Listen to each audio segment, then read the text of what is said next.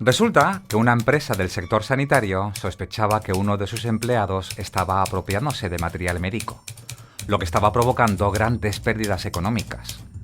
Contrataron a una detective quien documentó cómo el trabajador retiraba cajas de medicamentos en colaboración con un responsable de logística. Con las pruebas obtenidas, la empresa despidió a ambos implicados. Caso real número 35. Saludos de este que os acompaña, como siempre, encantado y feliz como un colibrí, vuestro amigo y compañero, Óscar Rosa como la pantera, dispuesto a haceros pasar un momento agradable junto a un equipo fantástico que lo va a hacer posible y que os voy a presentar. En el control de los mandos, Rafael Castro. Haciendo magia con el sonido, Javier Álvarez. El lujo, la calidad y distinción de Ismael Córdoba y José Luis Ibáñez Ridao. El prestigio, reputación y humanidad de Gloria S. de Castro y Enrique Arranz. Y Ana Cabello, con su voz encantadora, dando vida a la cabecera de las secciones. Hoy contamos con la colaboración de Cristina Carmona y Josep María Clavel. Bien hallados al episodio número 35 del Loco del Fondo, el podcast sobre historias de detectives de verdad.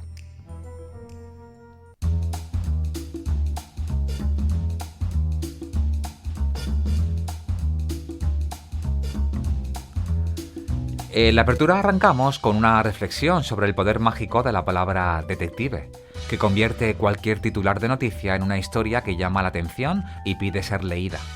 De ahí viajamos por 4 casos reales marcados por protagonistas que encarnan al detective de verdad, desde un crimen sin resolver en Vigo, pasando por una investigación internacional que partió de España y terminó con una detención en Panamá, hasta el empeño de Steve Rich, que reabre por su cuenta el caso de Cherry Mahan, una niña desaparecida en 1985 en Estados Unidos, con la convicción de que la verdad sigue oculta bajo el agua. Cerramos en Australia, donde los detectives privados operan con rigor profesional en un sistema legal bien definido, demostrando que la búsqueda de la verdad no entiende de fronteras. En esta entrega, de La Ventana Discreta, la polifacética Gloria S. de Castro nos descubre casos reales donde el engaño, la vigilancia y hasta el amor en el Camino de Santiago muestran hasta dónde pueden llegar la mirada de un detective. En Todo lo oye, todo lo ve, todo lo sabe, el arqueólogo del detectivismo, José Luis Ibáñez Ridao, nos habla de cómo la imagen de Ramón Fernández Luna ayudó a dignificar y dar una imagen positiva de los detectives y de la policía, en una época en la que ambas figuras estaban mal vistas. Josep María Clavel, asociado desde hace 25 años del Círculo Holmes, nos hablará de las primeras publicaciones de Sherlock Holmes en España. En la sección Detectives por el Mundo nos aventuramos en un emocionante viaje a través de la investigación privada. Esta vez viajamos a Australia. A continuación, Cristina Carmona nos va a dar a conocer su relato, Cuando cae la luna. En Detectives de Ficción, con el cinéfilo de La Mancha, Ismael Córdoba, nos dedica la sección a la película El detective y la doctora, de Anthony Harvey. En Mentes Nómadas, el filósofo urbano Enrique Arranz nos reflexiona con humor sobre cómo los títulos laborales en inglés disfrazan trabajos vacíos y nos invita a preguntarnos si nuestro empleo tiene realmente sentido. En Personajes de carne y sabueso rendimos homenaje a Annette Kerner, una mujer audaz, astuta y camaleónica que tuvo la visión y el ingenio de instalar su agencia de detectives en la mítica Baker Street, la misma que Sherlock Holmes. ¡Arrancamos!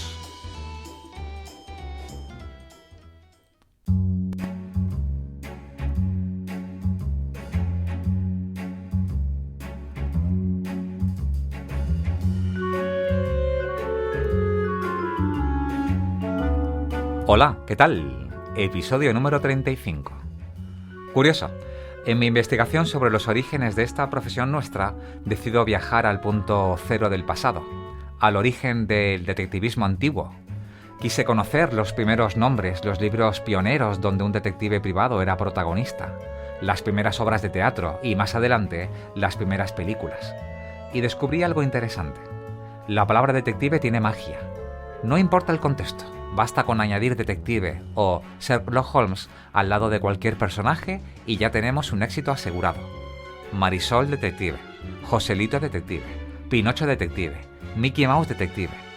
Buscad en redes sociales y en Google, lo vais a encontrar.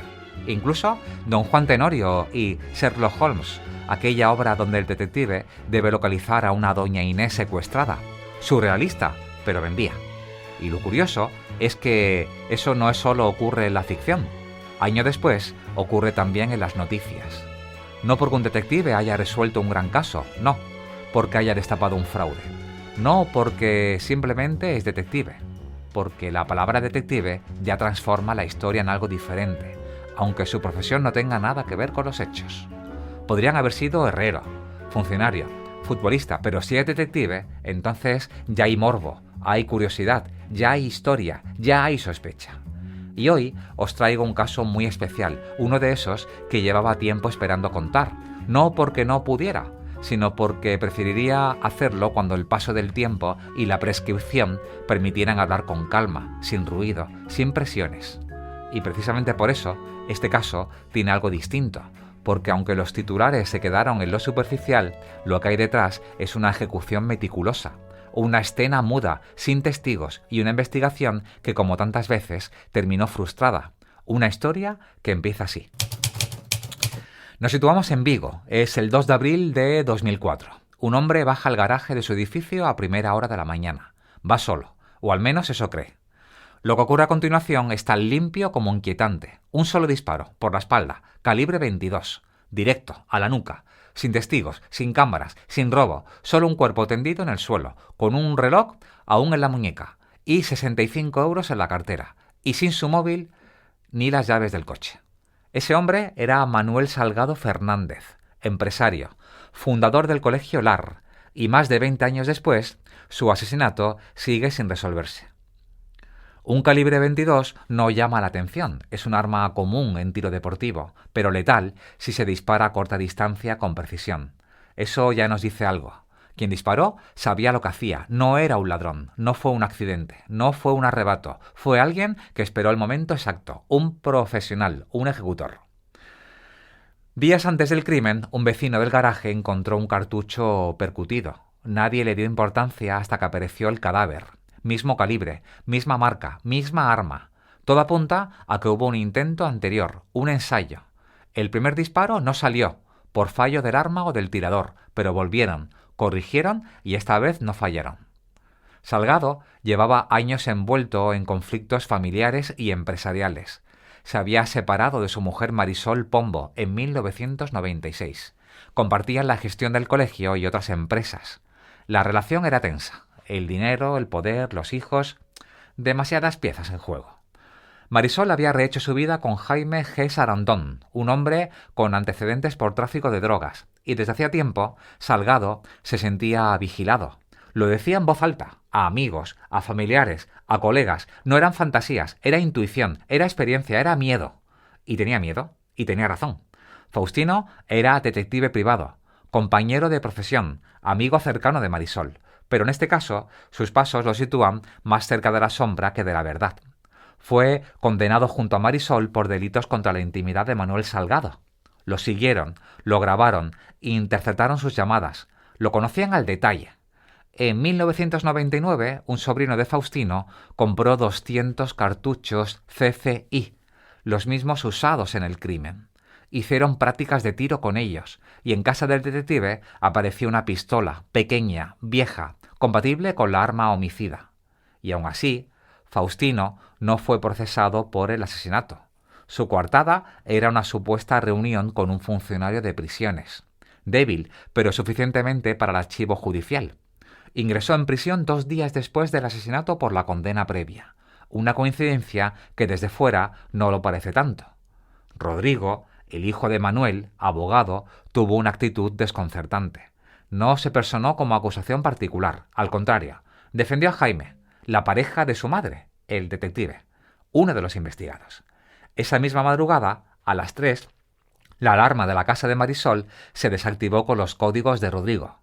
Pero Rodrigo no vivía allí, vivía en el colegio, con su novia, que por cierto era hija de Jaime. Todo queda en familia literalmente. La mañana del crimen, una empleada declaró que solo ella y otro trabajador estaban en la casa.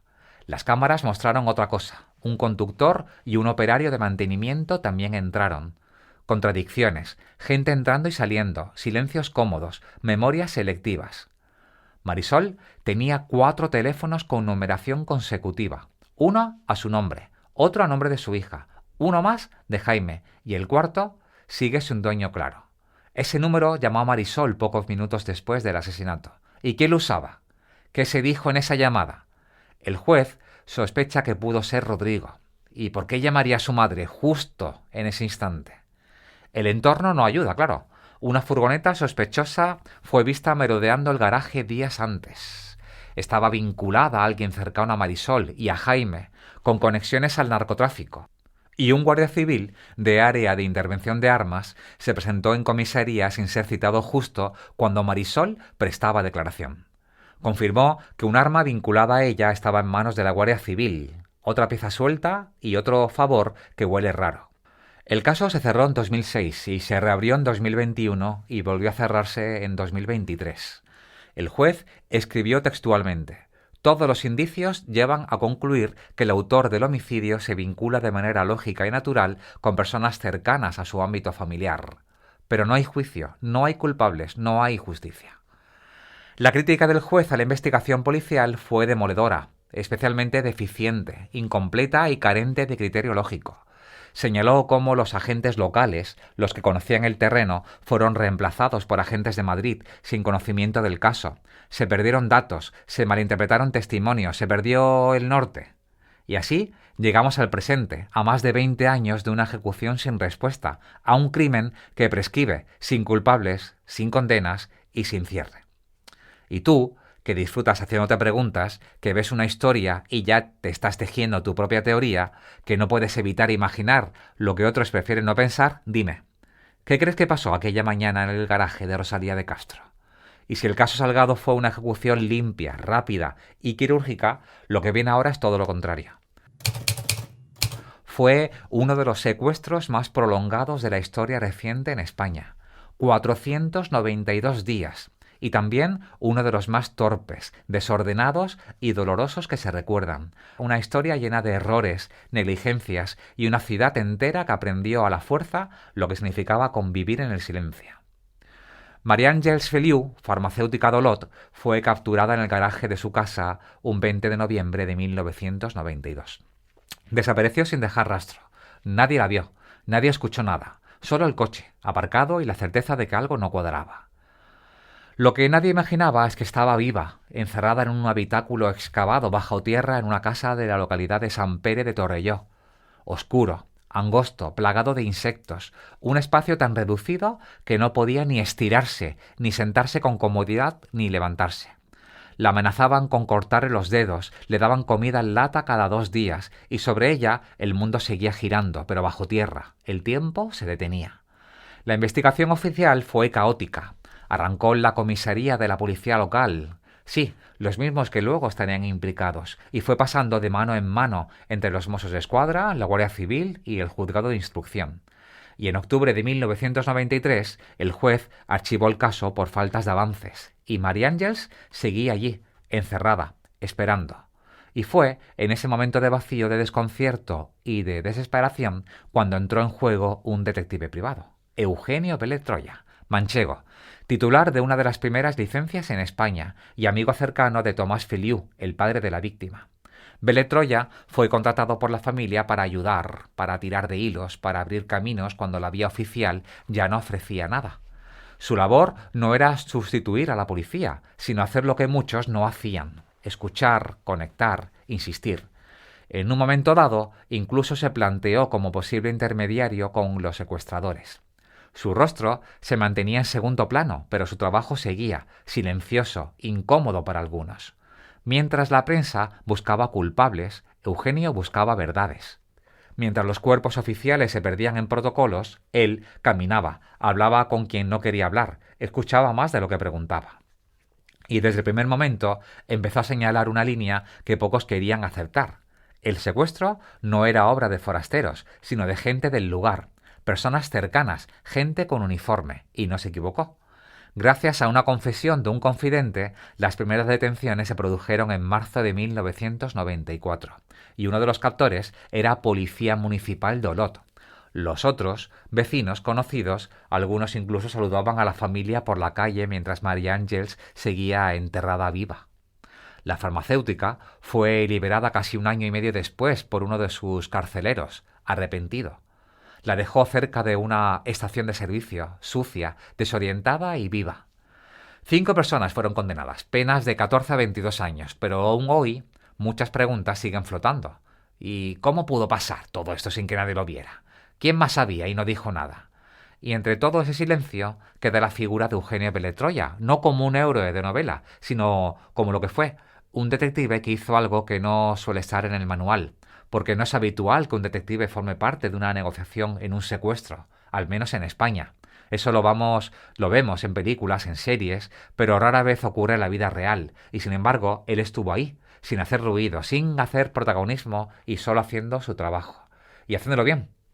Eugenio Beletroya muere en el año 2007. No llegó a ver todas las condenas, pero dejó una frase que lo resume todo.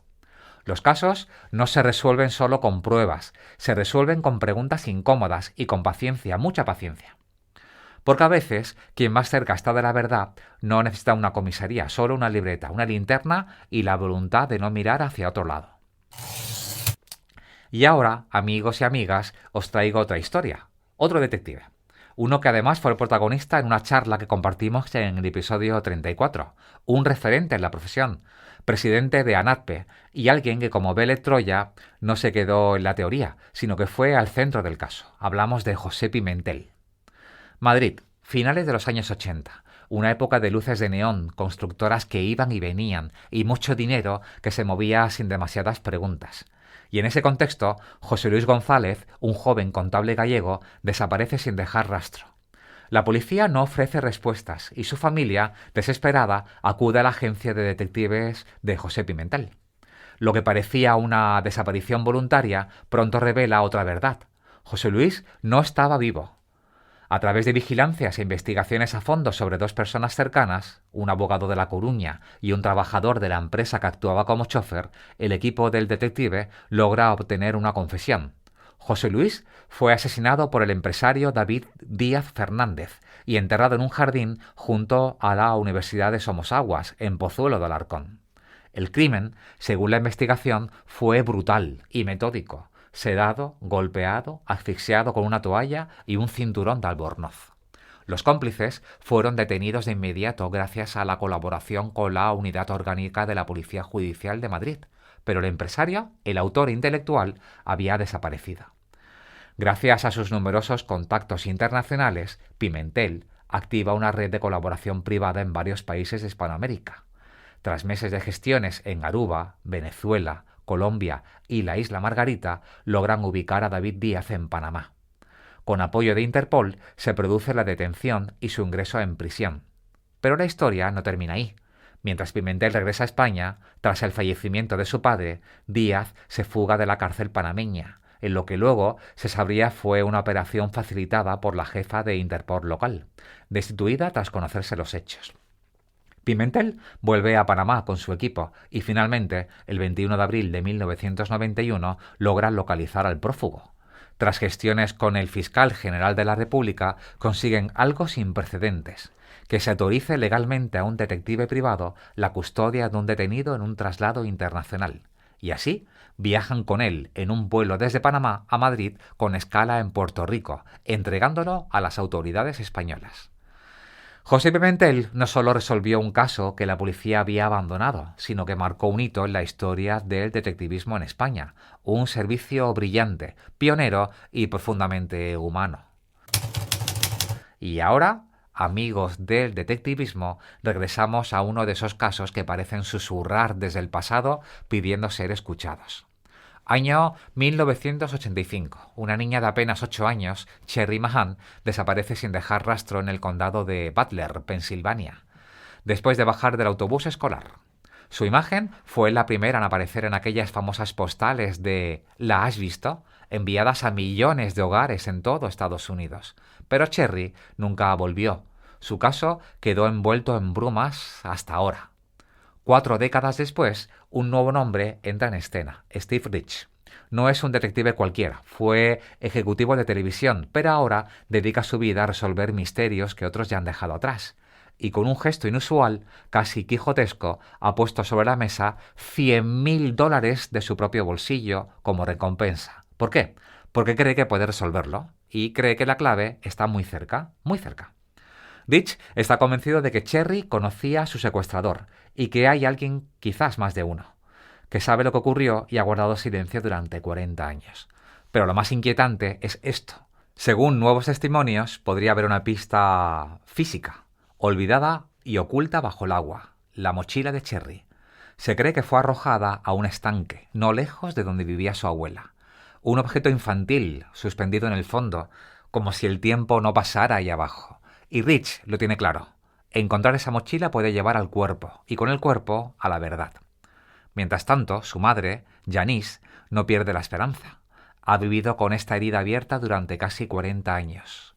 Quiero traerla a casa, dice, y ahora, por primera vez en mucho tiempo, parece que alguien está verdaderamente escuchando. ¿Será este el giro final del caso de Cherry Mahan? ¿O solo otro eco más en el vasto archivo de los misterios sin cerrar? Porque hay casos que el tiempo quiere enterrar, pero de vez en cuando aparece alguien que no está dispuesto a dejar que el polvo cubra la verdad. Ese alguien, esta vez, se llama Steve Rich. Ejecutivo de televisión, sí, pero más que es eso. Investigador privado con instinto de sabueso y la obstinación de quien no acepta un caso cerrado como respuesta. Rich ha interrumpido en uno de los expedientes más fríos y desconcertantes de la historia criminal estadounidense. La desaparición de Cherry Mahan, una niña de 8 años que fue vista por última vez bajando del autobús escolar en 1985, en un tranquilo rincón de Pensilvania. 40 años han pasado y, sin embargo, Rich no solo cree que puede resolverlo, está apostando su propio dinero y por ello ha ofrecido, como decimos, $100.000 de su bolsillo.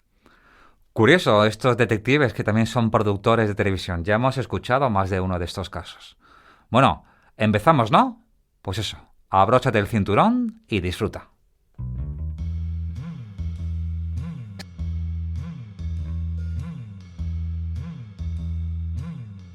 La ventana discreta.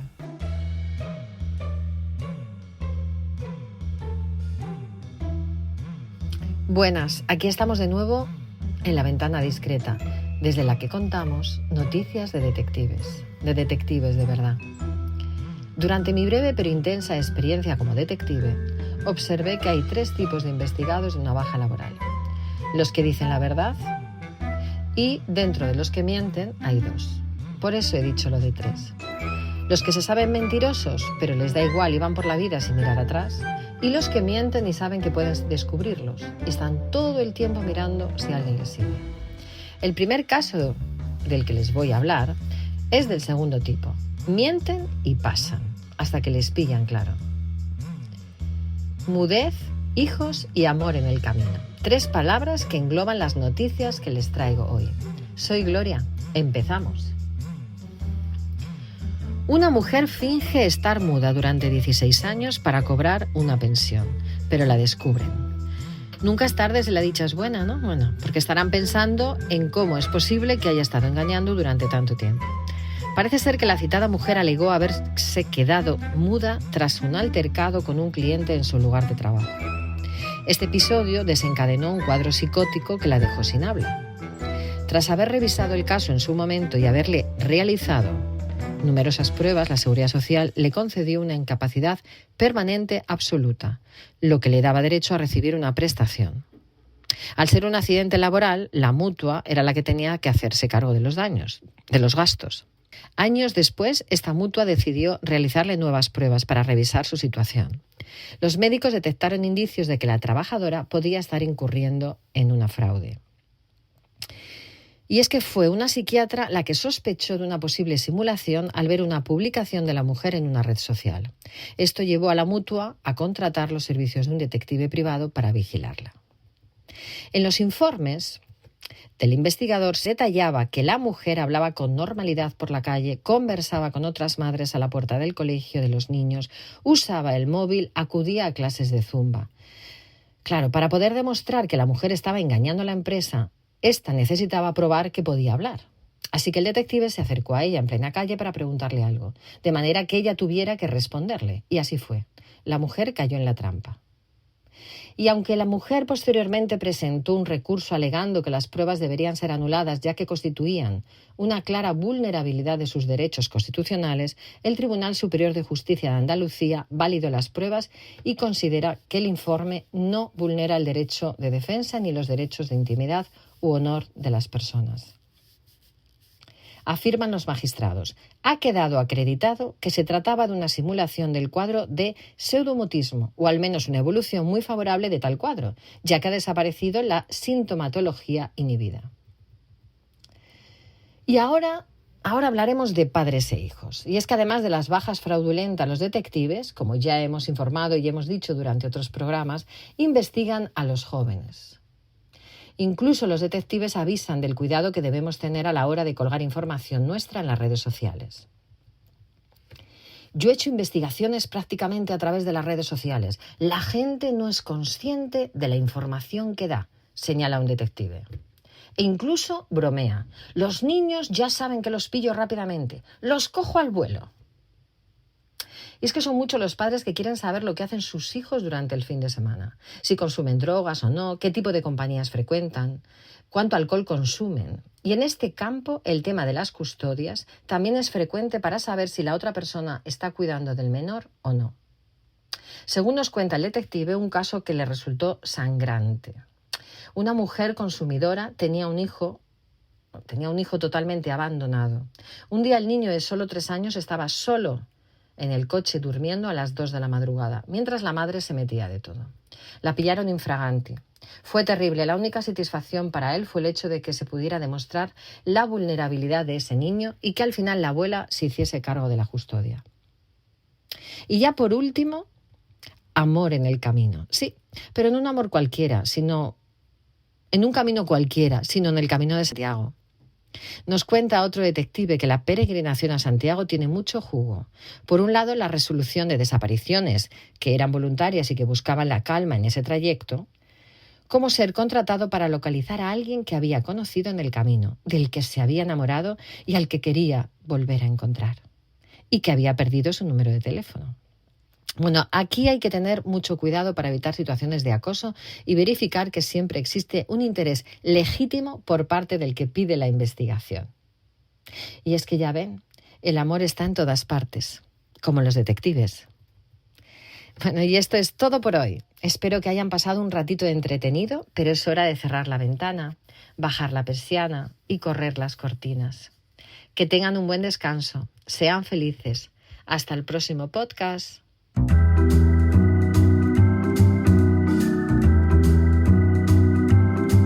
Hola, soy Óscar Rosa y he de deciros que mi trabajo es como otro cualquiera.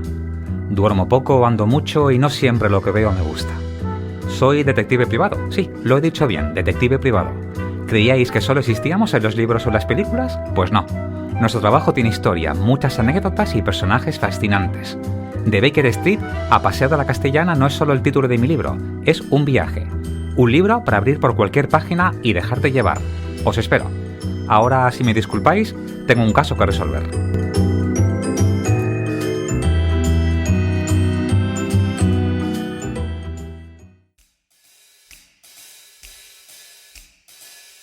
Todo lo oye, todo lo ve, todo lo sabe.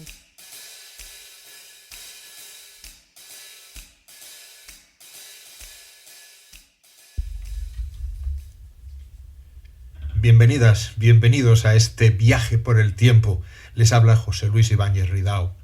En la historia de la investigación privada en España hay algunos, pocos, personajes cuya contribución va mucho más allá de su labor como investigadores.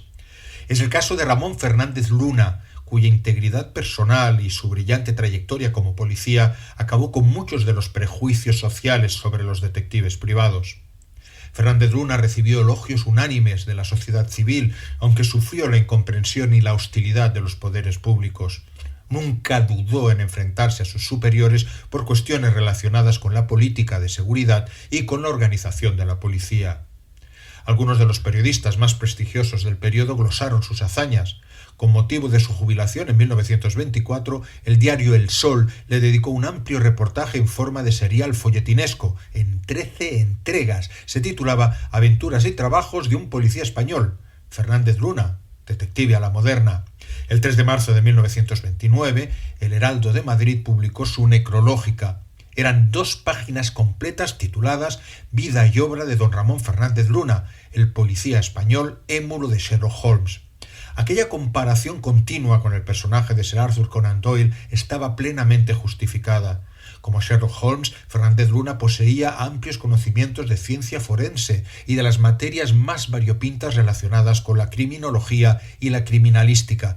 Tenía un laboratorio químico propio, conservaba más de 100.000 fichas sobre delincuentes y crímenes, coleccionaba armas raras y herramientas para robos, ejercitaba continuamente su capacidad de observación, era un consumado interrogador y no dudaba en enfrentarse cara a cara con delincuentes muy peligrosos. Además, le encantaba descolocar a sus interlocutores mostrando sus extraordinarias dotes de deducción en las escenas de los crímenes. Ramón Fernández Luna y Aguilera nació en Almadén, Ciudad Real, el 14 de noviembre de 1867. Su madre, Juana Aguilera y Serrano, era prima hermana del abogado y político liberal Alberto Aguilera, ministro de la Gobernación, gobernador civil de varias provincias, alcalde de Madrid y una figura clave en los primeros años de la trayectoria profesional del futuro policía. A los 15 años, Fernández Luna se trasladó a Madrid para completar los estudios de bachillerato. No ingresó en la universidad, prefirió trabajar en una administración de lotería mientras aguardaba que su tío lo colocase. En julio de 1888, Alberto Aguilera fue nombrado gobernador civil de Madrid. Y el 26 de septiembre, Ramón Fernández Luna fue contratado ya como escribiente del Cuerpo de Vigilancia. Tras pasar por numerosos destinos, en 1906 la revista profesional La Policía Española lo consideró ya como el inspector más eficiente del cuerpo. En 1912 fue premiado al ser nombrado primer comisario de la recién creada Brigada de Investigación Criminal. Leyendo a las noticias, entrevistas y reportajes que protagonizó, se pueden distinguir varias características que lo convirtieron en un investigador excepcional. Su gran capacidad de observación, su concepción moderna del escenario del crimen como fuente de información, el rechazo de la violencia como forma de conseguir resultados, la sólida formación en ciencias forenses que también exigía a sus subordinados, y la meticulosidad en el trabajo de archivo. De hecho, llegó a acumular más de 116.000 fichas sobre delincuentes que archivó por modus operandi.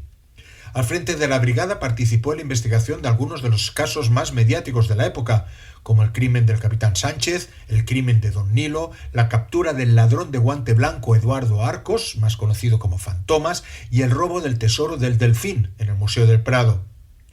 1919 fue un año muy violento en Barcelona. Con él culminó el periodo de fuerte agitación social iniciado en 1917 y se abrió la llamada crisis del pistolerismo, que se prolongó hasta 1923. En 1919, ese mismo año, Ramón Fernández Luna pidió la excedencia tras un enfrentamiento con el ministro a cuenta de su posible destino a Barcelona, que él quería desligar del poder de los militares y de la supervisión de elementos que consideraba ajenos al cuerpo. Decidió entonces abrir un despacho de policía particular en la calle madrileña de San Cosme, número 12. Completó sus ingresos con una academia para la preparación de oposiciones al cuerpo. Aquella primera aventura privada acabó el 29 de mayo de 1921, cuando la Gaceta de Madrid publicó su nombramiento como nuevo comisario de primera clase destinado, esta vez sí, a Barcelona. La figura profesional y profundamente ética del comisario acabó convirtiéndose en una carga para unos gobiernos que no hacían ascos a la violencia política. En diciembre de 1923, en plena dictadura de Primo de Rivera, Fernández Luna solicitó su jubilación. Reabrió la agencia dedicada a investigaciones generales, informaciones comerciales y gestión de traspasos de negocios. Falleció en la madrugada del 2 al 3 de marzo de 1929. El primo y colaborador del comisario, Alberto Aguilera, se hizo cargo de la dirección de la agencia, que en 1935 se asoció a otro de los grandes despachos del sector, el Instituto Internacional. Alberto Aguilera fue nombrado director de la nueva compañía, el Instituto Internacional Fernández Luna. Alberto Aguilera Campos, sobrino segundo de Ramón Fernández Luna e hijo del director de la agencia, se incorporó al instituto en 1937. Es otro de los grandes detectives españoles del siglo XX. Tenía entonces 16 años. Tras estudiar Derecho, ascendió a subdirector en 1946. 5 años después fue nombrado director. En 1971, Alberto Aguilera era ya el decano de los detectives madrileños en activo al frente de la agencia fundada por Ramón Fernández Luna. Poco después inauguró su propia escuela de detectives o de formación en investigación criminal, porque estudiaron varias generaciones no solo de investigadores privados, sino también de policías españoles y extranjeros, sobre todo latinoamericanos. En los años 80, la agencia entró en un lento declive hasta su total desaparición. La figura de Ramón Fernández Luna y de Alberto Aguilera Campos son fundamentales en la historia de nuestra profesión, son fundamentales para entender cómo evolucionó la profesión de detective a lo largo del siglo XX. Saludos a todos los que sintonizáis con nosotros. Hoy, por primera vez, participaré activamente en este podcast. Este espacio está patrocinado por la asociación holmesiana Círculo Holmes, con más de 30 años de historia. Me presento como persona educada que soy. A partir de ahora seré M y tendré el placer de hablaros durante unos minutos sobre el detective privado por antonomasia. S, sí, el que todos tenéis en mente, Sherlock Holmes. Os recuerdo que os podéis informar sobre Círculo Holmes en su página web. Os preguntaréis, ¿qué nos contará el misterioso M? Pues algunas curiosidades que envuelven al personaje en sus múltiples facetas. Hoy será el caso de cuándo y cómo llegaron las primeras aventuras de Sherlock Holmes en España. Según sabemos, hoy por hoy, hay constancia de la publicación de Un crimen en la City en la revista El siglo XX, editada en Sants, Barcelona, en abril de 1897. Esta revista se vendía por 5 céntimos de peseta. Constaba de 16 páginas en blanco y negro. Su estilo era de magazine de la época, o sea, un poco de todo. Es en el número 17 donde empieza la aventura, que se extiende hasta el número 20. Al final, y solo ahí, se hace constar el autor como A. Conan Doyle. En este punto os quiero hacer resaltar la importancia de la fecha de publicación, ya que fue en 1891 cuando se editó El problema final, aventura donde el autor, exhausto del personaje, lo hace desaparecer. La siguiente noticia que tenemos es en enero de 1901, donde en la pequeña, por el tamaño, no por la extensión, de alrededor de 100 páginas, revista literaria La Patria de Cervantes, editada en Madrid, a partir del número 18 se pone a ojos del lector la que para muchos es considerada la mejor obra de Conan Doyle. Aquí bajo el título El dogo sabueso de los Baskerville, donde el nombre del autor aparece al pie de cada uno de las partes del escrito. Esta revista se vendía por 1 peseta. El perro de Baskerville se publicó por primera vez entre 1901 y 1902 en entregas mensuales. Es decir, esta publicación es muy próxima en el tiempo con la original, de ahí su valor añadido. Para dar fin a la intervención de hoy, os recalco que si os queréis hacer socios de Círculo Holmes, para relacionaros con interesados en el mundo sherlockiano, nada más hay que consultar su página web. Todo dicho, os aseguro que es cierto. Palabra de M. Casualmente como M de Moriarty. ¿O no? Gracias.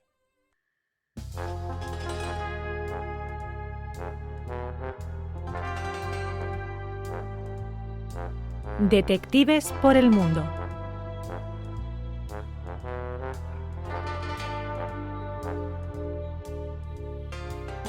Hoy nos trasladamos a uno de los rincones más remotos y fascinantes del planeta. Un país continente donde la vida salvaje, las playas interminables y las ciudades vibrantes comparten espacio con un sistema legal sólido y complejo. Australia. Y sí, también hay detectives privados. En Australia, la figura del investigador privado está perfectamente regulada. No es un oficio en tierra de nadie. Todo lo contrario. Para ejercer como detective necesitas una licencia oficial y esta varía según el estado o territorio en el que trabajes. Queensland, por ejemplo, exige que el solicitante haya completado el curso CPP 30619, un certificado en investigación, además de pasar verificaciones de antecedentes policiales y cumplir con ciertos requisitos de idoneidad profesional. Cada licencia es específica y algunos pueden trabajar únicamente en investigación, otros pueden hacerlo en combinación con funciones de vigilancia o seguridad y además es obligatorio renovar la licencia periódicamente y cumplir con normativas estrictas de conducta y confidencialidad. Pero, ¿qué puede hacer legalmente un detective privado en Australia? Puede realizar vigilancias estáticas o móviles, puede obtener testimonios y declaraciones, puede investigar fraudes, robos internos, antecedentes laborales o familiares, puede comprobar la veracidad de reclamaciones de seguros y puede documentar casos de custodia, de infidelidad y abusos. Pero también hay límites claros. No pueden acceder a bases de datos gubernamentales sin autorización, ni intervenir llamadas, ni entrar en propiedades privadas sin permiso. Y muy importante, las pruebas recogidas deben respetar las leyes de evidencia para poder ser presentadas en un tribunal. La profesión está representada por asociaciones como la Australian Institute of Professional Investigators, la API, o la Professional Investigators College of Australasia, PECA, que promueve estándares éticos y promueve formación continua. También existe una asociación específica para la inteligencia policial y de la seguridad, la APPEU. En los últimos años, los detectives australianos han ganado protagonismo en áreas como la ciberinvestigación, el rastreo de activos, la protección de marcas y la verificación de infidelidades en entornos digitales. Pero también siguen muy presentes los casos más clásicos: infidelidades, fraude con bajas laborales, conflictos familiares y litigios civiles. Australia es un país extenso, donde las distancias son enormes y las comunidades pueden ser muy diferentes entre sí. Por eso, muchos detectives trabajan de manera muy localizada, con conocimiento profundo del terreno y contactos que les permiten moverse con eficacia. Otros, en cambio, se especializan en casos internacionales, sobre todo en relación con Asia y el Pacífico. Lo que está claro es que, más allá del mito, el detective australiano es hoy por hoy un profesional bien formado, regulado y con un papel claro dentro del sistema jurídico.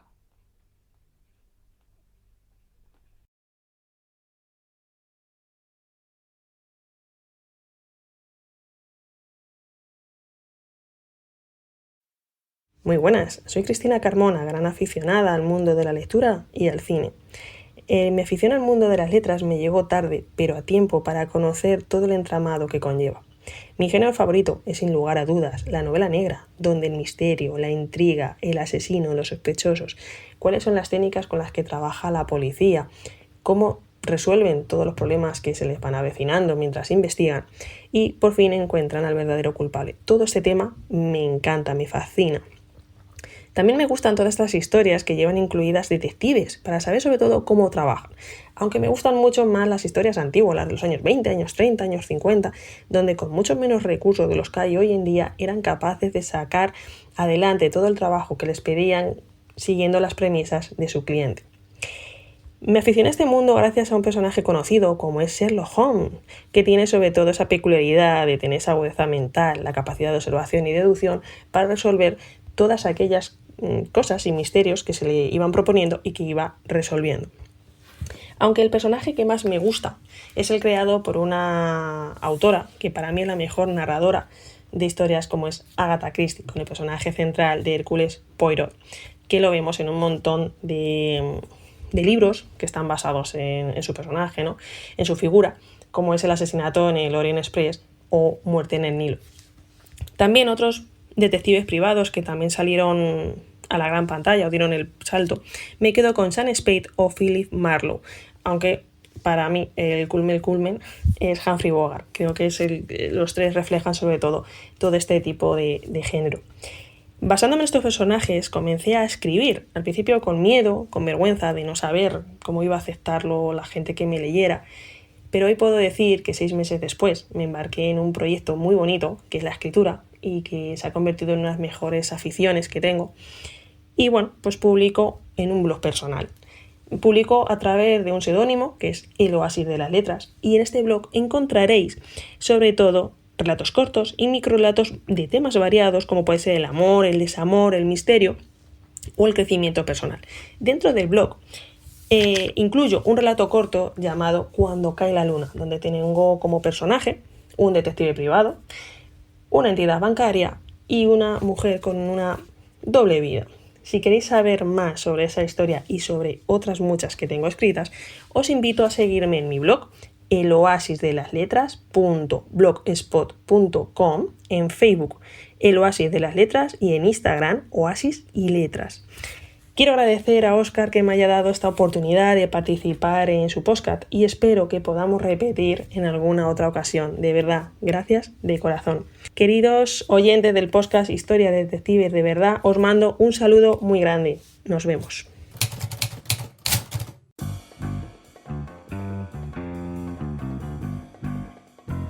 Detectives de ficción.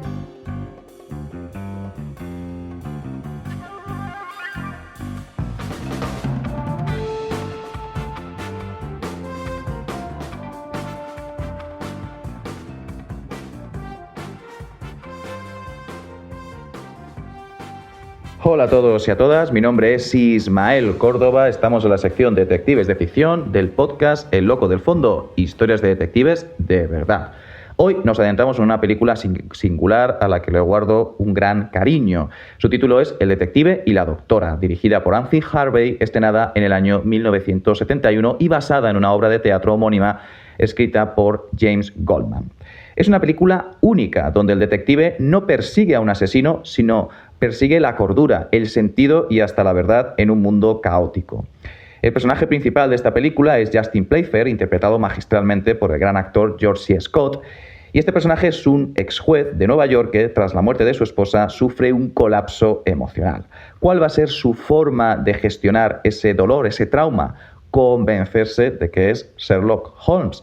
Pero no se trata de una simple fantasía. Playfair razona como Holmes, actúa como Holmes y ve conexiones ocultas en los detalles más triviales. Su personaje nos plantea una gran pregunta: ¿dónde termina la locura y dónde empieza el verdadero genio detectivesco? Es un detective que desde su propio delirio identifica patrones, interpreta pistas y se obsesiona con encontrar a su eterno enemigo, el profesor Moriarty. Y aunque Moriarty pueda ser producto de su mente, simboliza algo muy real, ese enemigo invisible, ese mal que parece impregnar todos los rincones del mundo moderno. La película es maravillosa y además nos da una vuelta de tuerca a la figura del detective.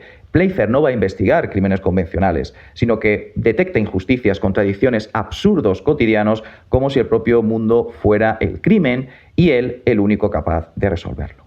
En su batalla, en su cruzada, en su aventura, no va a estar solo, sino que va a estar acompañado de la doctora Mildred Watson, interpretada por la gran actriz Joanne Woodward. En este caso, Mildred Watson será una psiquiatra que al principio solo busca evaluar a Playfair, pero que poco a poco se ve arrastrada a su mundo. Y lo curioso es que ella, siendo la voz de la razón, acaba asumiendo el papel de Watson. Algunos datos curiosos que podemos aportar de la película es que su título original, They Might Be Giants, es un guiño al personaje conocido por todos y por todas de Don Quijote, puesto que, igual que el caballero veía gigantes donde había molinos, Playfair ve villanos donde otros ven rutina. Y es que esa expresión, They Might Be Giants, significa básicamente podrían ser gigantes. La película mezcla realismo, comedia, drama psicológico y un profundo amor y homenaje a ese personaje que tanto queremos como es Sherlock Holmes. Así que os animo a ver esta película, El detective y la doctora, una película que además nos cuestiona el concepto mismo de lo que significa ser detective. nos recuerda que no todos los misterios están en los expedientes, sino que algunos están en la mente, en la pérdida, en la necesidad de sentido. Si la veis, si os animáis a disfrutar de esta joyita desconocida, escribidnos porque estamos encantados siempre de leeros. Os envío un abrazo muy fuerte y nos vemos en la próxima.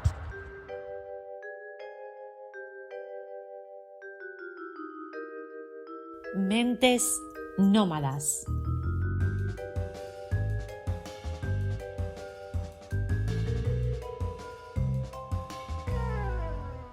Hoy te cuento un secreto. Yo no soy detective, soy Strategic Intelligence Operation Investigation Specialist. Mira, hemos llegado a un punto en el que nadie sabe qué coño hace nadie. Todo el mundo tiene un cargo en inglés, todo el mundo tiene un título que suena importante, y nadie tiene ni puta idea de lo que hacen de verdad. Antes eras cajero, ahora es Retail Transaction Experience Associate. Antes llevabas el marketing, ahora eres Brand Strategy Ninja with KPI FU. Y si eres becario, en práctica, sin sueldo, tranquilo, que te ponen Junior Support Specialist en formación cross-functional. Y claro, entras en LinkedIn, lees esos cargos y te sientes como un indigente profesional. Te da por pensar, yo quiero ser chief algo, o lead lo que sea, o como mínimo evangelist. Pero la realidad es esta. El título suena a Ferrari, el sueldo huele a Dacia y el puesto es un callejón sin salida, pero con café gratis y futbolín. ¿Qué ha pasado? Pues que le pusimos nombres bonitos al trabajo para que doliera menos, para que la reunión de las 18:30 no pareciera tortura china, para dejarnos la vida por un puesto. Y lo peor no es eso, lo peor es que nos lo creímos. Crearon el espejismo y ahora hay gente encadenada a un puesto de mierda porque cree que cambiar de trabajo sería bajar de nivel. Ojo, ojito y mucho ojo. No estás ascendiendo, estás atrapado en un laberinto de postureo profesional. Un sitio donde el nombre importa más que el impacto, donde te pasas años intentando ser head of algo y no te das cuenta de que has dejado de ser el jefe de tu propia vida. ¿Sabes cómo se mide un buen trabajo?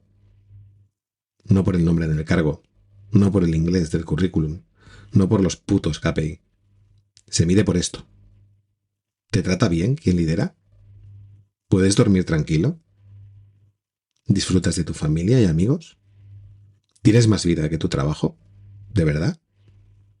¿Estás construyendo algo que te sirve a ti y no solo al bonus de tu jefe? ¿Podrías explicar lo que haces sin que parezca un trabalenguas de Silicon Valley? El hack del día. A veces el trabajo más digno no tiene título molón, pero sí tiene sentido.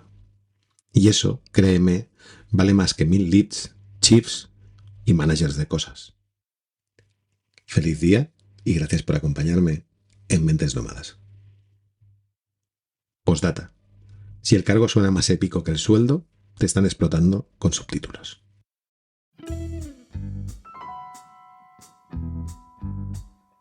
Personajes de carne y sabueso.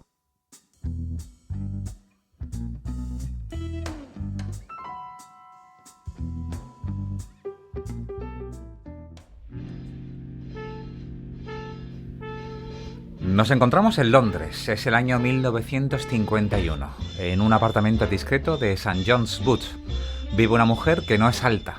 Mide algo más que 1,5 metros, de rostro firme y abrigo perfectamente entallado. Está sentada frente al espejo de su tocador.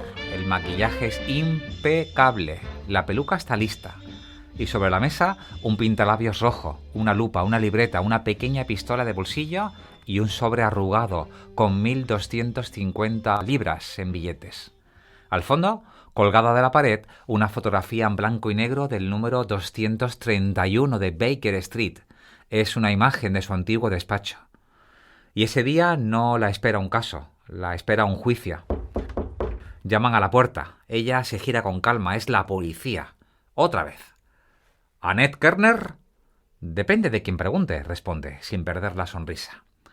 Durante años fue la mujer más temida por los chantajistas y los estafadores, la primera detective que dirigió una agencia desde el corazón de Londres, la que se disfrazaba de viuda, de niñera o de cantante de cabaret, la que publicaba libros, la autora que resolvía crímenes, una leyenda con abrigo de tuit.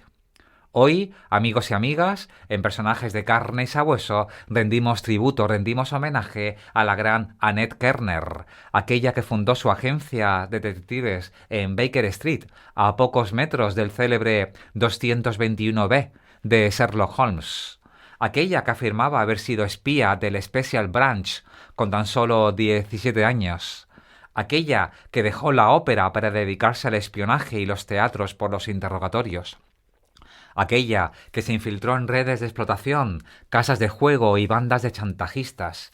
Aquella que cazó a un estafador millonario en la puerta del banco, con el cheque aún en la mano. Aquella que fue caracterizada, reseñada, defendida y condenada. Aquella que escribió libros y decenas de artículos. Y aquella que vivió como personaje y murió como misterio. Pero para comenzar nuestra historia, tenemos que retrotraernos al 21 de octubre de 1893 en Londres. Es el día que nace nuestra protagonista, aunque la ciudad de nacimiento, como tantos datos relacionados con ella, son un misterio. Las únicas referencias que tenemos es la edad que ella dice tener en ciertas entrevistas. Si eso nos basamos en ello, incluso pudo nacer otro año. En el momento de una de las entrevistas, de marzo de 1953, decía tener casi 60 años. Y aún así, no hay rastros documentales de su nacimiento, ni certificados, ni registros. Lo más parecido fue una fuente biográfica fiable en un perfil publicado en 1954, durante la promoción de su primer libro, Woman Detective. Según esa versión, Annette nació en una familia acomodada y fue educada como había sido entrenada, como mezzosoprano, una voz intermedia entre la soprano y la contralto, cálida, versátil y perfecta no solo para la ópera, sino también para disfrazarse con la voz, camuflar acentos y adoptar cualquier identidad. Su profesora de canto fue nada menos que Clara Novello Davis, la célebre cantante galesa y madre del compositor Ivor Novello. Con apenas 17 años, durante un viaje en barco a Europa, un oficial de inteligencia británica le pidió un favor: el sustraer una maleta olvidada en un camarote de un espía para buscar documentos secretos. Y por supuesto que lo hizo. Luego llegaría a un contrato para cantar en un club nocturno de Ginebra. Y fue allí, realmente, como entre clientes silenciosos y canciones en francés, donde cambió el curso de su vida. Comienza su carrera en el espionaje tras la Primera Guerra Mundial, como colaboradora ocasional de agentes de seguridad británicos. Desde esa primera misión no oficial, comenzó a trabajar de forma informal para el Special Branch, la rama de inteligencia de Scotland Yard, la policía metropolitana de Londres. Cantaba en los clubs, pero también escuchaba, observaba, preguntaba con voz dulce, memorizaba respuestas. Decía haber trabajado en Suiza, en Zúrich, en Viena. Aprendió a desaparecer sin moverse del lugar. Entendió que la información vale más que el oro, que a veces basta con una sonrisa para hacer hablar a un traidor. Y cuando volvió a Inglaterra ya no era una cantante, era algo más. Antes de fundar su propia agencia, trabajó como detective de tienda, una store detective. Aquellas mujeres detectives que estaban camufladas de forma discreta en las tiendas y centros comerciales para detectar a las clientas que eran cleptómanas o robaban. Avisaban a la policía, hacían una señal y esas mujeres eran detenidas. Y ya hemos conocido a otras detectives que hacían eso, como Maud West, May Storey, Antonia Moser. Y más adelante funcionó durante meses como una detective freelance, trabajando para distintas agencias. En septiembre de 1946 funda su propia agencia de detectives, la Mayfair Detective Agency, ubicada en el número 231 de Baker Street, en Londres. La elección de la dirección no fue casual. Estaba a pocos metros del mítico 221B, del ficticio Sherlock Holmes. Era marketing puro, y funcionó. Llegó a tener a 22 hombres y 5 mujeres en plantilla. Sus especialidades: divorcios, chantajes, personas desaparecidas, pero también participó en operaciones antidroga peligrosas. La prensa no tardó en bautizarla como Mrs. Sherlock Holmes. En los anuncios de la agencia, publicados en periódicos como el West London Observer y el Daily Mirror, prometía investigaciones de toda índole, máxima confidencialidad, resultados garantizados. Su despacho era descrito con muebles oscuros, cortinas pesadas, una lámpara con pantalla verde, una máquina de escribir y un tablero de corcho lleno de recortes y fotografías. En una esquina siempre había una lupa y un cenicero con la colilla de un cigarro sin terminar. Tenía su propia red de informantes, colaboraba con antiguos policías y recepcionistas de hotel, les llegaba casos por teléfono, por carta y por el clásico boca a boca. Y muy pronto comenzó a trabajar disfrazada. Annette no era una detective convencional, era una actriz infiltrada, una espía con guión. Se transformaba según la ocasión: niñera silenciosa, enfermera, dama de alta sociedad, prostituta de mirada enigmática, viuda acaudalada, artista excéntrica o empleada del hogar. Era capaz de infiltrarse en cualquier ambiente con una naturalidad que inquietaba. Decía que ella tenía más trajes que un teatro y más acentos que una radio. Los casos que resolvió llenaron columnas y titulares. Un chantajista de Park Lane que extorsionaba a mujeres adineradas. Una serie de cartas venenosas dirigidas a concejales. Se infiltró como empleada en una fábrica para resolver robos y trabajó sin que el cliente lo supiera. Fue atacada por un miembro de una banda china con una navaja y dejó cicatrices además en su cuerpo. La recuperación de joyas robadas por un mayordomo de confianza. La búsqueda de una adolescente desaparecida en una red de trata. Una medium que estafaba viudas recién enviudadas. Y el caso que la hizo famosa: la detención de un estafador que acababa de cobrar un cheque por 1 millón de libras, capturado por Annette en la puerta del banco, pistola en mano. Ella no solo resolvía casos, los representaba. Cuando era contratada, no se limitaba a vigilar, reconstruía, analizaba, interrogaba. Fotografiada por los periódicos, se convirtió en una figura de la cultura popular. Los tabloides la adoraban, era material de portada. La mujer que sabe leer la mentira a los ojos, la Sherlock Holmes con falda y revólver, la reina del disfraz. Una ilustración publicada en 1957 en el Daily Herald la mostraba con 9 disfraces distintos, acompañada del titular: Una mujer, 1000 caras, la detective que nunca fue quien parecía. Y en paralelo a su trabajo de campo escribió y publicó en 1954 el libro Woman Detective, su primer libro. La portada, que hoy es pieza de coleccionista, mostraba una composición en blanco y negro con una bala, una lupa, un pintalabios rojo, una pluma, un sobre roto y una hoja con la dirección Mayfair Detective Agency, 231 Baker Street. Toda una declaración de intenciones. De hecho, planeaba ir a Estados Unidos para una gira de conferencias para la publicación de su libro. El libro fue anunciado en estaciones de metro, reseñado por la revista The Scotsman, serializado en revistas también como World Digest y presentado con el prólogo de Lady Locker, una celebridad de la época. Se promocionó como la autobiografía de una detective real con más de 30 años de experiencia. Su equipo quería que volviera como consultora de su agencia, pero ella reconocía que lo que deseaba era seguir trabajando en la calle como detective. Era una detective de campo.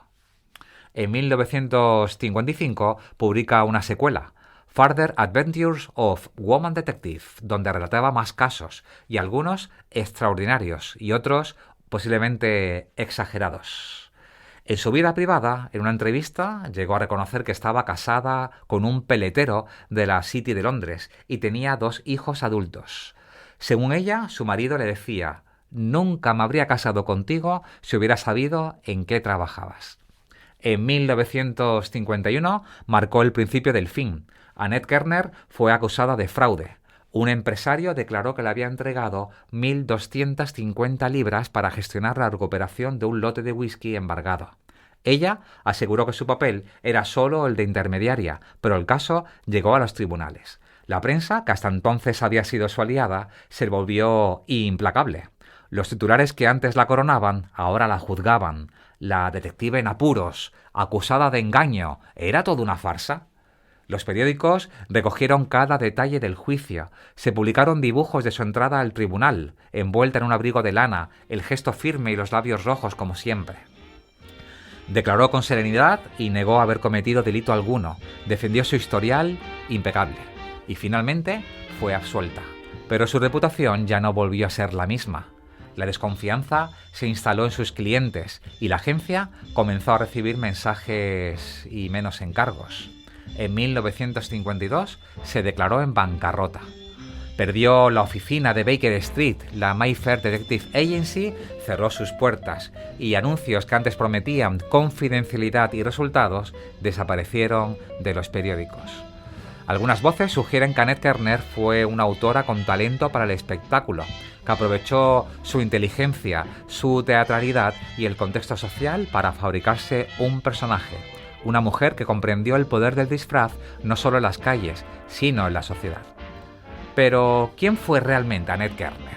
¿Fue una identidad real o solo una de sus últimas y múltiples fachadas? Se desvaneció como uno de sus propios personajes. Las últimas fotografías conocidas la muestran muy mayor. El rostro más redondeado, el gesto más reservado, pero el mismo peinado elegante, la misma mirada enigmática. Muere el 25 de julio de 1978 en Chelsea, con 85 años, y está enterrada en Inglaterra. Y hasta aquí nuestro homenaje a Annette Kerner, nuestra protagonista de hoy en Personajes de carne y sabueso.